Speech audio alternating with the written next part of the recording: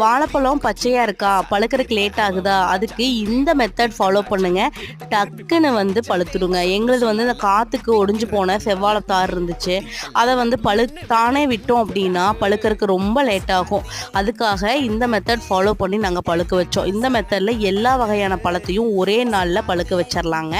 அதுக்கு இந்த மாதிரி சீப்பாக கட் பண்ணி எடுத்துட்டு, இது பிடிக்கிற அளவுக்கு பெரிய பாத்திரம் எடுத்து ஒரு பிளாஸ்டிக் குண்டால நாங்கள் போட்டோங்க. குண்டால சுற்றி நல்லா அடுக்கிட்டு சென்டரில் ஊதுபத்தி ஸ்டாண்ட் வச்சு ஒரு 2 ஊதுபத்தி வந்து பற்ற வச்சிடலாம். அந்த புகை வந்து இதில் நல்லா வந்து படுற அளவுக்கு வச்சுட்டு இதை வந்து டைட்டாக ஒரு சாக்கு போட்டு க்ளோஸ் பண்ணி கட்டி வச்சிடலாங்க. கரெக்டாக ஒரு நாளைக்கு அப்புறம் அடுத்த நாள் எடுக்கணும்.